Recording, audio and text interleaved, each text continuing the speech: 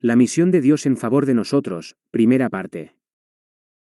Lee para el estudio de esta semana. Génesis 3, 9-15, 28, 15, Éxodo 29, 43, 45, Mateo 1, 18-23, Juan 1, 14-18, 3 y 16, 14, 1, 3. Para memorizar.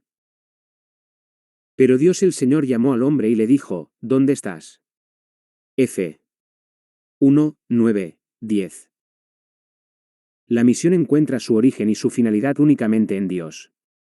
Esta misión no comenzó con el llamado a Abrem, Gen 12, 1, 4, ni con el Éxodo, Eco 12, 31, 42, ni siquiera comenzó con Jesucristo en la tierra, Mat 1, 18-25, ni con los viajes misioneros de Pablo, Ech 13, 4-14, 26, esta misión comenzó con Dios mismo, cuando trajo a la existencia el universo y luego creó a la humanidad, Gen 1 y 26, 27. En las Escrituras, vemos a un Dios que intencionalmente se acerca a sus hijos y desea estar con ellos. Desde el principio, establece una relación con Adán y con Eva. Aun después de la entrada del pecado, Él continúa con su misión. Pero esa misión ahora es restablecer su relación con la humanidad. Finalmente, la misión de Dios se cumplirá, APEC 21-22, y por esta razón debemos motivarnos en la labor de proclamar el Evangelio eterno al mundo, APEC 14, 6, 7. Por lo tanto, el fundamento de todo esfuerzo misionero debe centrarse en una relación con el Creador y en la comprensión adecuada de su naturaleza y su carácter misioneros. Comentarios Elena G.W.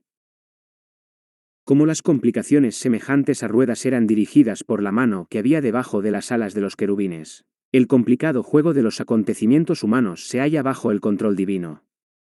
En medio de las disensiones y el tumulto de las naciones, el que está sentado más arriba que los querubines sigue guiando los asuntos de esta tierra. La historia de las naciones nos habla a nosotros hoy. Dios asignó a cada nación e individuo un lugar en su gran plan. Hoy los hombres y las naciones son probados por la plomada que está en la mano de aquel que no comete error. Por su propia elección, cada uno decide su destino, y Dios lo rige todo para cumplir sus propósitos. Al unir un eslabón con otro en la cadena de los acontecimientos, desde la eternidad pasada a la eternidad futura, las profecías que el gran Yo Soy dio en su palabra nos dicen dónde estamos hoy en la procesión de los siglos y lo que puede esperarse en el tiempo futuro. Todo lo que la profecía predijo como habiendo de acontecer hasta el momento actual, se le ha cumplido en las páginas de la historia, y podemos tener la seguridad de que todo lo que falta por cumplir se realizará en su orden, Profetas y Reyes, pp 393, 394. Los planes eternos de Dios están por cumplirse, y el fin de todas las cosas está cerca. Es la hora cuando los que poseen un conocimiento de la verdad de Dios debieran alistarse bajo la bandera manchada de sangre del príncipe Emmanuel. Debieran levantarse como defensores de la fe dada a los santos. Debieran hacer conocer al mundo qué significa guardar los mandamientos de Dios y tener la fe de Jesús. Debieran permitir que su luz brille claramente, derramando poderosos rayos sobre la senda de los que caminan en la oscuridad. Los soldados de Cristo debieran defender la verdad hombro a hombro, ser leales a ella, vindicando la ley de Jehová, hijos e hijas de Dios, p. 271.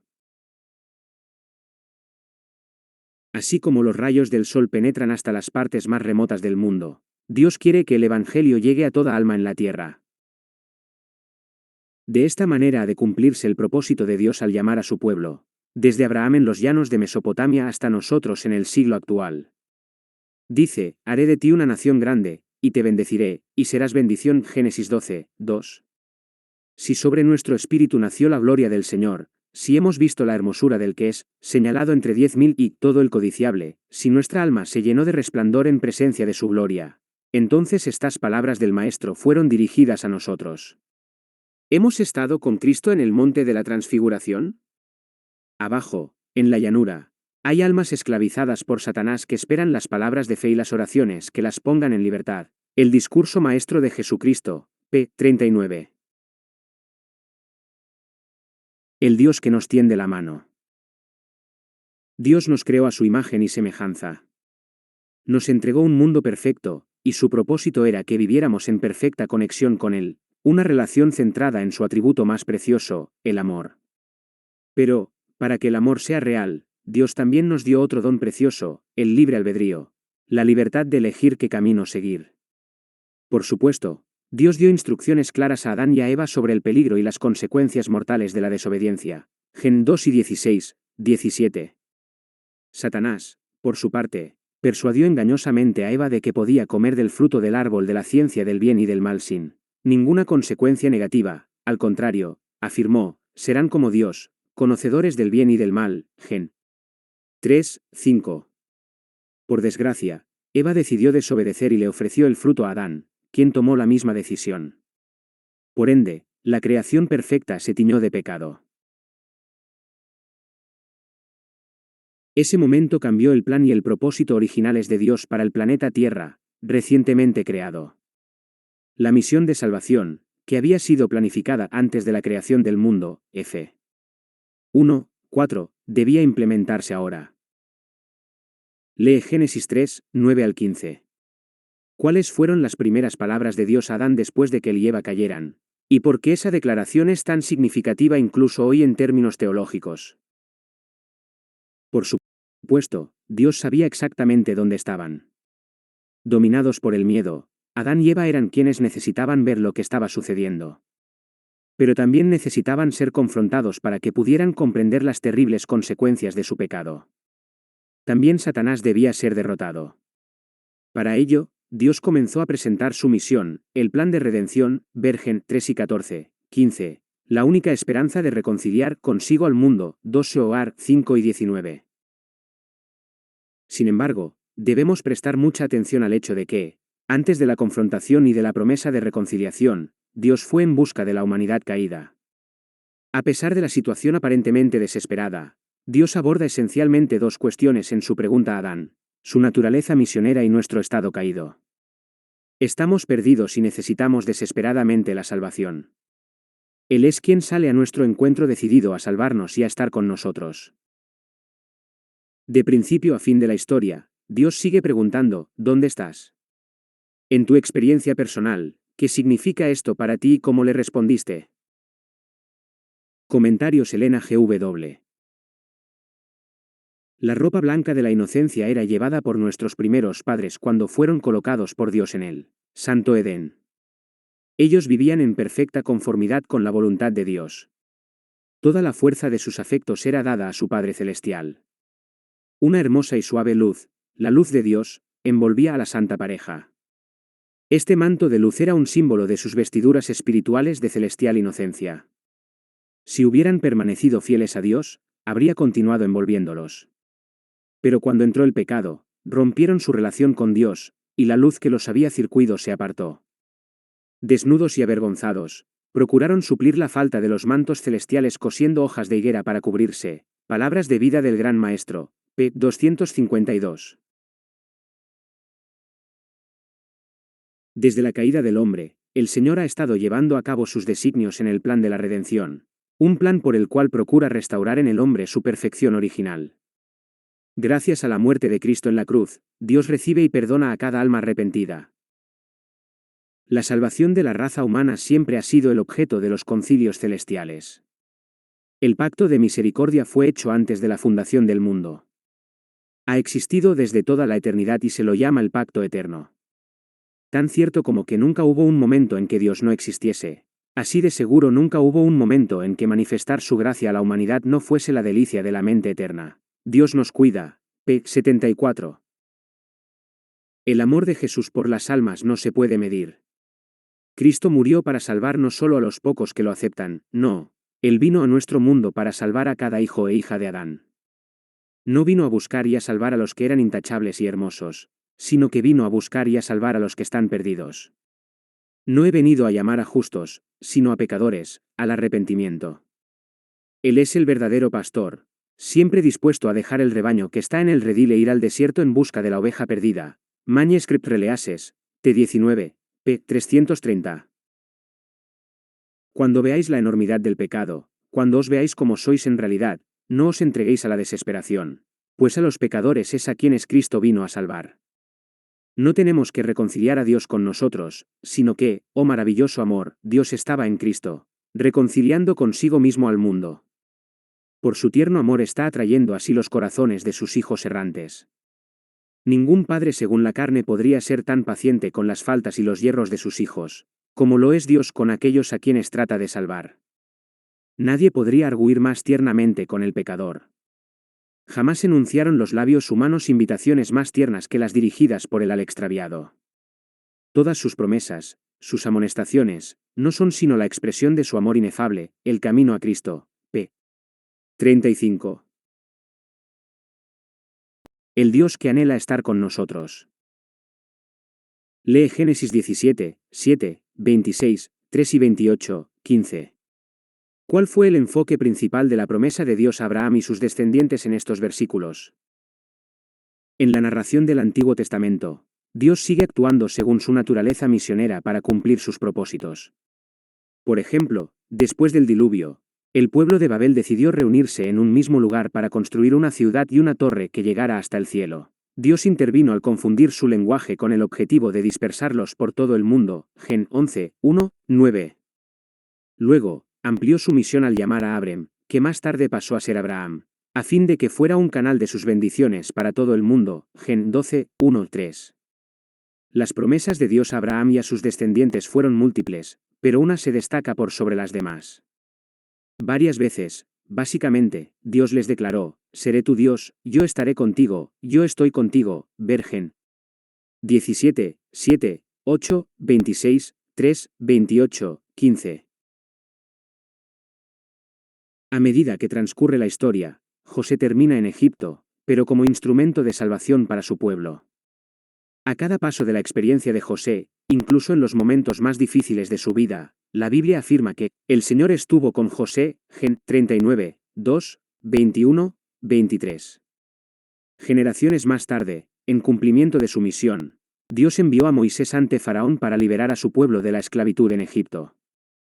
Al enviar a Moisés, Dios le dijo: ciertamente yo estaré contigo. Eco 3 y 12, NBLA. Una y otra vez, Jehová confirmó su profundo deseo de estar con su pueblo. Lee Éxodo 29, 43 y 45. ¿Cuál era uno de los principales propósitos del santuario del Antiguo Testamento? Dios decidió estar con sus hijos de una manera diferente. Confirmó a Moisés su anhelo de morar entre los hijos de Israel mediante la construcción del tabernáculo y el establecimiento de un sistema muy deliberado y lleno de propósito, que apuntaría al instrumento definitivo de su misión, Jesucristo. Las ofrendas de los sacrificios y el sacerdocio del sistema judaico estaban constituidos para representar la muerte y la obra mediadora de Cristo. Todas estas ceremonias estaban desprovistas de significado. No tenían virtud alguna excepto en lo que se referían a Cristo. Elena de White, Exaltar a Jesús. P. 18. ¿Cómo experimentas la presencia de Dios en tu vida? Comentarios Elena GW. El Dios que es todo misericordia velaba su gloria, a fin de que Moisés pudiese mirarla y sobrevivir. Así también en la columna de nube de día y la columna de fuego de noche, Dios se comunicaba con Israel. Les revelaba su voluntad a los hombres, y les impartía su gracia. La gloria de Dios estaba suavizada, y velada su majestad, a fin de que la débil visión de los hombres finitos pudiese contemplarla. Así Cristo había de venir en el cuerpo de nuestra bajeza, Filipenses 3 y 21, hecho semejante a los hombres. A los ojos del mundo, no poseía hermosura que lo hiciese desear, sin embargo era Dios encarnado, la luz del cielo y de la tierra. Su gloria estaba velada, su grandeza y majestad ocultas, a fin de que pudiese acercarse a los hombres entristecidos y tentados. Dios ordenó a Moisés respecto a Israel: hacerme en un santuario, y yo habitaré entre ellos. Éxodo 25, 8, y moraba en el santuario en medio de su pueblo. Durante todas sus penosas peregrinaciones en el desierto, estuvo con ellos el símbolo de su presencia. Así Cristo levantó su tabernáculo en medio de nuestro campamento humano. Hincó su tienda al lado de la tienda de los hombres, a fin de morar entre nosotros y familiarizarnos con su vida y carácter divinos. Aquel Verbo fue hecho carne, y habitó entre nosotros, y vimos su gloria, gloria como del unigénito del Padre, lleno de gracia y de verdad, el deseado de todas las gentes. pp 14, 15. La notable prosperidad que acompañaba a todo lo que se encargara a José no era resultado de un milagro directo, sino que su industria, su interés y su energía fueron coronados con la bendición divina. José atribuyó su éxito al favor de Dios, y hasta su amo idólatra aceptó eso como el secreto de su sin igual prosperidad. Sin embargo, sin sus esfuerzos constantes y bien dirigidos, nunca habría podido alcanzar tal éxito. Dios fue glorificado por la fidelidad de su siervo. Era el propósito divino que por la pureza y la rectitud, el creyente en Dios apareciera en marcado contraste con los idólatras, para que así la luz de la gracia celestial brillase en medio de las tinieblas del paganismo. Patriarcas y Profetas. p. 216. Hoy también el Señor declara a sus hijos: esfuérzate, y obrad, porque yo soy con vosotros. El creyente tiene siempre en el Señor a un poderoso auxiliador. Tal vez no sepamos cómo nos ayuda, pero esto sabemos: nunca falta su ayuda para aquellos que ponen su confianza en Él. Si los cristianos pudieran saber cuántas veces el Señor ordenó su camino, para que los propósitos del enemigo acerca de ellos no se cumplieran, no seguirían tropezando y quejándose. Su fe se estabilizaría en Dios, y ninguna prueba podría moverlos. Le reconocerían como su sabiduría y eficiencia, y Él haría que se cumpliese lo que Él desea obrar por su medio. Profetas y Reyes, p. 422. El Dios que se hizo uno con nosotros. El Antiguo Testamento presenta la manera en que el Creador comenzó a implementar un plan mediante un pueblo que debía representar su naturaleza y su propósito ante el mundo. Todo lo que Dios hizo fue conforme a su estrategia misionera. Por medio del profeta Isaías, Dios dijo: yo soy Dios, y no hay otro, nada hay semejante a mí, que anuncio el fin desde el principio, que digo, mis planes se cumplirán, y hago todo lo que deseo. Isa. 46, 9, 10. Sin embargo, en el Nuevo Testamento, el deseo de Dios de estar con la humanidad adquiere una nueva dimensión. Mediante la encarnación de Cristo, lo que era solo una promesa en el jardín del Edén, Gen 3 y 15, se convierte en realidad. Lee el relato del anuncio del nacimiento de Jesús en Mateo 1 y 18 al 23. ¿Qué cosas esenciales nos dice este relato sobre Dios? Dios con nosotros. Emmanuel. Dios había habitado entre su pueblo en el santuario, y ahora habitaba con él en la persona física de Jesús de Nazaret.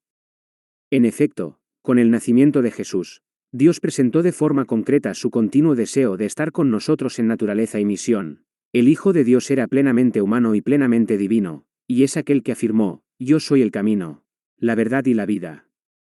Nadie viene al Padre sino por mí. Juan 14, 6. Lee Juan 1 y 14 al 18. ¿Qué puedes aprender, a partir de la encarnación de Cristo, acerca de la misión de Dios en favor de nosotros? Dios siguió adelante con su misión y luego, por medio de Jesucristo, se hizo presente en la carne entre sus hijos. El unigénito del Padre, lleno de gracia y de verdad, Juan 1 y 14, cumplió las profecías del Antiguo Testamento y, según el plan divino, se hizo uno con nosotros, Dios en carne humana. El Dios de la misión seguía cumpliendo su propósito. Piensa en lo que significa que el amor de Dios por nosotros sea tan grande como para venir a nosotros en nuestra propia humanidad. ¿Cómo debemos responder a este amor, especialmente en cuanto a hacer obra misionera por los demás? Comentarios Elena G.W. Desde los días de la eternidad, el Señor Jesucristo era uno con el Padre, era la imagen de Dios, la imagen de su grandeza y majestad, el resplandor de su gloria. Vino a nuestro mundo para manifestar esta gloria. Vino a esta tierra obscurecida por el pecado para revelar la luz del amor de Dios, para ser Dios con nosotros. Por lo tanto, fue profetizado de él, y será llamado su nombre Emmanuel. Al venir a morar con nosotros, Jesús iba a revelar a Dios tanto a los hombres como a los ángeles. Él era la palabra de Dios, el pensamiento de Dios hecho audible. En su oración por sus discípulos, dice: yo les he manifestado tu nombre, misericordioso y piadoso, tardo para la ira, y grande en benignidad y verdad, para que el amor con que me has amado esté en ellos, y yo en ellos, el deseado de todas las gentes. p. 11. Fue de Cristo, una vida de abnegación y preocupación por los demás. Toda alma era preciosa a sus ojos. A la vez que se condujo siempre con dignidad divina, Se inclinaba con la más tierna consideración sobre cada uno de los miembros de la familia de Dios. En todos los hombres veía almas caídas a quienes era su misión salvar. Tal fue el carácter que Cristo reveló en su vida. Tal es el carácter de Dios. Del corazón del Padre es de donde manan para todos los hijos de los hombres los ríos de la compasión divina, demostrada por Cristo. Jesús, el tierno y piadoso Salvador, era Dios manifestado en la carne. 1 Timothy 3, 16. Pero este gran sacrificio, de Cristo, no fue hecho para crear amor en el corazón del Padre hacia el hombre, ni para moverle a salvarnos. No. No. Porque de tal manera amó Dios al mundo, que dio a su Hijo unigénito. Juan 3 y 16. Si el Padre nos ama no es a causa de la gran propiciación, sino que Él proveyó la propiciación porque nos ama. Cristo fue el medio por el cual el Padre pudo derramar su amor infinito sobre un mundo caído. Dios estaba en Cristo, reconciliando consigo mismo al mundo. 2 Corintios 5 y 19. Dios sufrió con su Hijo. En la agonía del Getsemaní, en la muerte del Calvario, el corazón del amor infinito pagó el precio de nuestra redención, el camino a Cristo. Pp 12 a 14. Ahora es el momento de ponerse decididamente de parte de la verdad, y siendo que Dios ha dado a cada uno su medida de influencia, es deber de cada uno ejercerla para gloria de Dios y para bien de sus semejantes. Ninguno de los mayordomos de Cristo permanecerá ocioso en un tiempo como el presente, o se contentará simplemente con vivir para sí. Los que están en comunión con Cristo se darán cuenta de que hay almas a cada paso que pueden beneficiarse mediante su ayuda, su ejemplo, y su influencia. Se darán cuenta de que pueden ser agentes mediante los cuales Jesús obrará para salvar a aquellos, por los que murió, Sons and Daughters of God, p. 269, parcialmente en Hijos e Hijas de Dios, p. 271. El Dios que sigue estando con nosotros. La vida y el ministerio de Jesús fueron la revelación suprema de Dios. En unos 3 años, Dios pudo revelar más sobre quién era Él y en qué consistía su misión que en todo lo que había hecho mediante los demás métodos en las generaciones anteriores. Cristo era la perfecta imagen del Dios invisible, aquel en quien habitase toda su plenitud, haciendo la paz mediante la sangre de su cruz. Colonia 1 y 15, 19, 20. En Cristo, la naturaleza misionera de Dios se dio a conocer por completo. Jesús mismo reveló su misión al decir, el Hijo del Hombre vino a buscar y a salvar lo que se había perdido. Luke 7 y 10. Lee Juan 3 y 16 y reflexiona detenidamente sobre el mensaje. ¿Cómo ves que interactúan aquí el amor y la misión de Dios?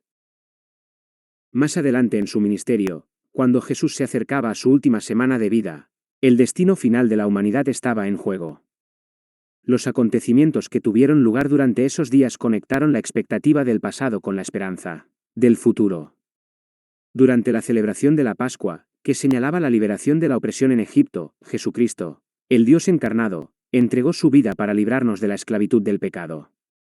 El apóstol Pablo escribió, al que no tenía pecado, Dios lo hizo pecado por nosotros, para que nosotros llegásemos a ser justicia de Dios en él. 2 Joar 5 y 21.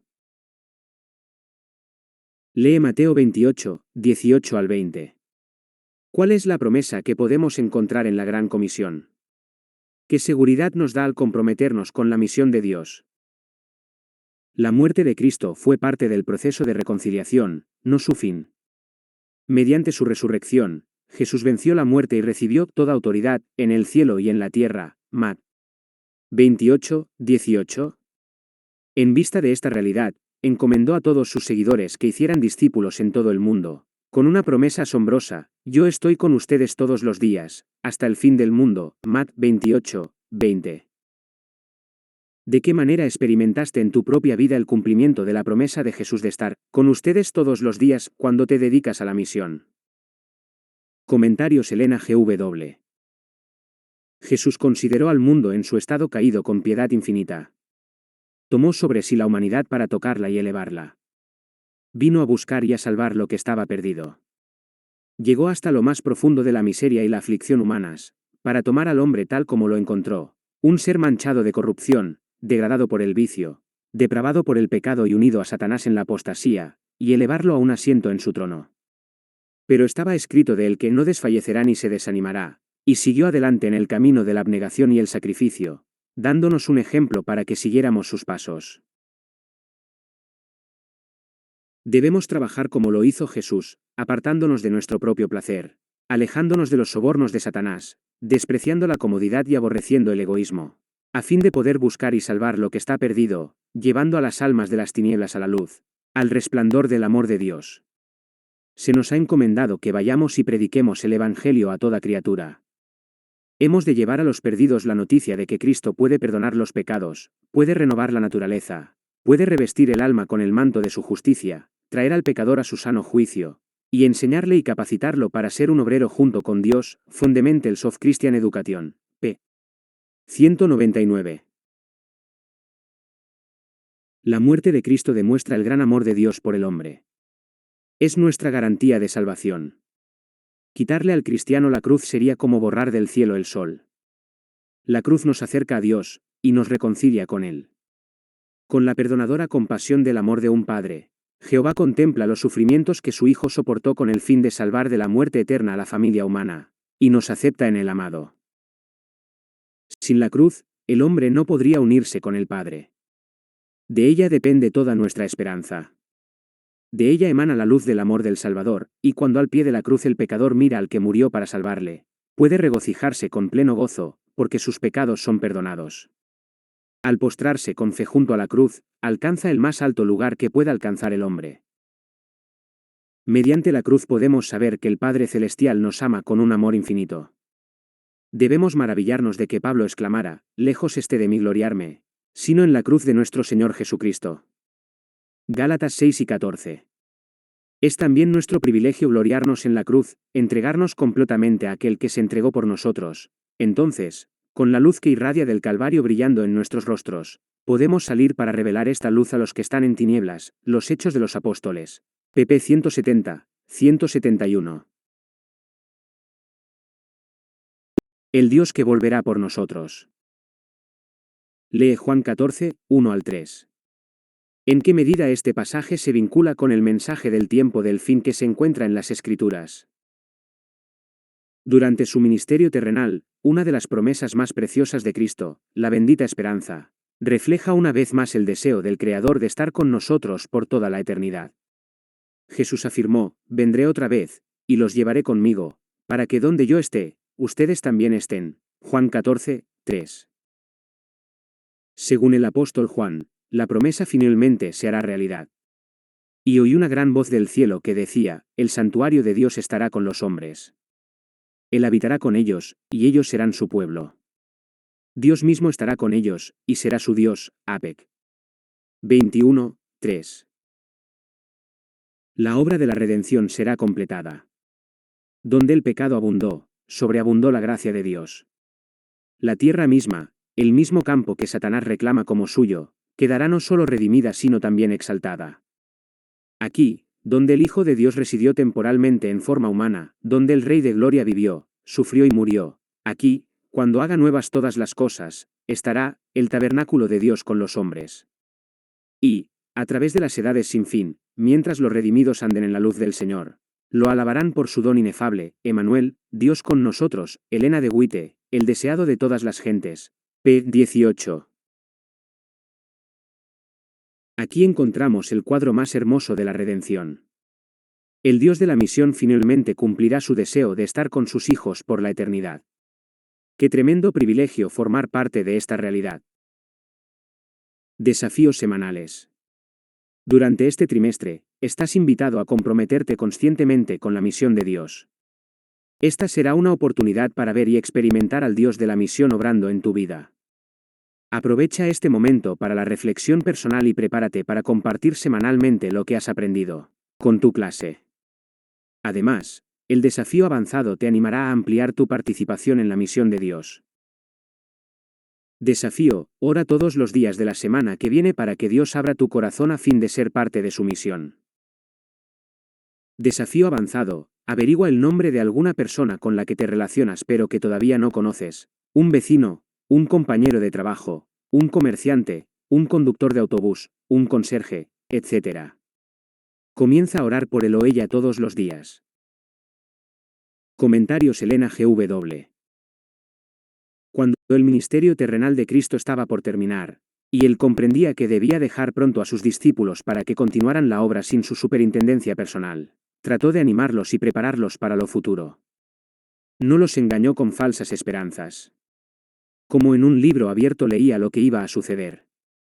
Sabía que estaba por separarse de ellos y dejarlos como ovejas entre lobos.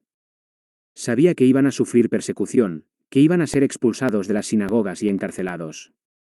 Sabía que por testificar de él como el Mesías, algunos de ellos serían muertos, y les dijo algo de esto. Al hablarles del futuro de ellos, lo hacía en forma clara y definida, para que en sus pruebas venideras pudieran recordar sus palabras y ser fortalecidos creyendo en él como el Redentor. Les habló también palabras de esperanza y valor. No se turbe vuestro corazón, dijo, creéis en Dios, creed también en mí. En la casa de mi padre muchas moradas hay, de otra manera os lo hubiera dicho, voy, pues, a preparar lugar para vosotros. Y si me fuere, y os aparejare lugar, vendré otra vez, y os tomaré a mí mismo, para que donde yo estoy, vosotros también estéis. Y sabéis a dónde yo voy, y sabéis el camino. Juan 14, 1-4. Por amor a vosotros he venido al mundo, por vosotros he trabajado. Cuando me vaya, todavía trabajaré fervientemente por vosotros. Vine al mundo para revelarme a vosotros, para que pudierais creer.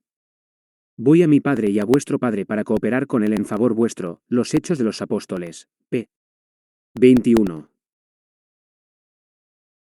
Mientras Cristo ascendía, con sus manos extendidas para bendecir a sus discípulos, una nube de ángeles lo recibió y lo ocultó de su vista. Mientras los discípulos esforzaban la vista para captar el último destello de su Señor que ascendía, dos ángeles de la gozosa multitud se pararon junto a ellos y les dijeron, varones Galileos, ¿por qué estáis mirando al cielo? Este mismo Jesús, que ha sido tomado de vosotros al cielo, así vendrá como le habéis visto ir al cielo. Hechos 1:11. Los discípulos se llenaron de gran gozo. Vez tras vez repitieron las palabras que Cristo les había dicho en sus últimas lecciones, tal como están registradas en los capítulos 14, 15, 16 y 17 de Juan, y cada uno de ellos tenía alguna cosa que decir acerca de la instrucción recibida. Especialmente con relación a las palabras de Juan, se citan los versículos 1-3. La promesa de que volvería, y también el pensamiento de que les dejaría su paz, llenaron sus corazones de gozo. Alza tus ojos, p. 355. Es nuestro privilegio comprender las grandes responsabilidades que Dios ha colocado sobre nosotros, de manera que no estemos en tinieblas respecto de lo que se aproxima sobre nuestro mundo. No podemos permitirnos enfrentar ese día sin estar preparados, sino que, cuando pensamos en el grande y solemne evento de la venida de Cristo en las nubes de los cielos con poder y gran gloria, debiéramos vivir delante de Dios con gran humildad, no sea que caigamos de la gracia de Dios y seamos hallados indignos de la vida eterna. Alza tus ojos, p. 190. Para estudiar y meditar. El plan de nuestra redención no fue una reflexión ulterior, un plan formulado después de la caída de Adán. Fue una revelación del misterio que por tiempos eternos fue guardado en silencio. Rom 4:25. Fue una manifestación de los principios que desde las edades eternas habían sido el fundamento del trono de Dios. Desde el principio, Dios y Cristo sabían de la apostasía de Satanás y de la caída del hombre por causa del poder seductor del apóstata. Dios no ordenó que el pecado existiese, sino que previó su existencia, e hizo provisión para enfrentar la terrible emergencia. Tan grande fue su amor por el mundo que se comprometió a dar a su Hijo unigénito, para que todo aquel en él cree, no se pierda, mas tenga vida eterna. Juan 3:16, Elena de White, el deseado de todas las gentes. pp 13, 14. Cristo no dijo a sus discípulos que su trabajo sería fácil. Pero no se los dejaría luchar solos. Les aseguró que él estaría con ellos, y que si ellos avanzaban confestarían bajo el escudo de la omnipotencia. Mientras obedecieran su palabra y trabajasen en comunión con él, no podrían fracasar. Vayan a todas las naciones, les ordenó, vayan a las partes más alejadas del globo habitable, y estén seguros de que aún allí mi presencia estará con ustedes. Trabajen con fe y confianza, porque yo no los olvidaré nunca. Estaré siempre con ustedes, ayudándolos a realizar y cumplir vuestro deber, guiándolos, alentándolos, santificándolos, sosteniéndolos y dándoles éxito en hablar palabras que llamen la atención de otros al cielo. Elena de White, Los Hechos de los Apóstoles, p. 24. Preguntas para dialogar. Piensa en lo que significa que las primeras palabras de Dios a la humanidad caída no hayan sido, ¿qué has hecho?, o, ¿por qué me has desobedecido?